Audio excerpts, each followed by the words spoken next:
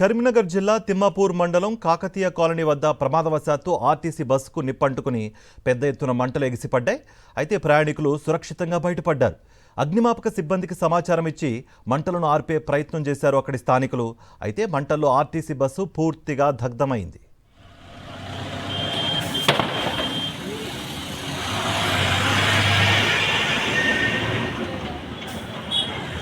Bus స్టేషన్లో హైదరాబాద్కి bus ఎక్కిన తర్వాత ఒక 10 మినిట్స్ తర్వాత పెట్రోల్ బంక్ దగ్గరకు వచ్చినప్పుడు బస్సుకి నుంచి కొద్దిగా పొగలు వచ్చినట్టు డ్రైవర్కి అర్థమైంది. కొద్దిగా ముందరికి వచ్చిన తర్వాత ఆపేసి అందరినీ ఫాస్ట్ దిగమని చెప్పేసి అలారం వచ్చింది. అదో అందరు దిగారు. బయటకు వచ్చిన తర్వాత కింద ఓపెన్ చేసి చూస్తే బ్యాటరీకి ఫైర్ అనిపిస్తుంది. అది ఆపడానికి ట్రై చేశారు ఎక్స్టింగ్విషర్తో, కానీ అవ్వలేదు. మొత్తం కాలిపోయింది.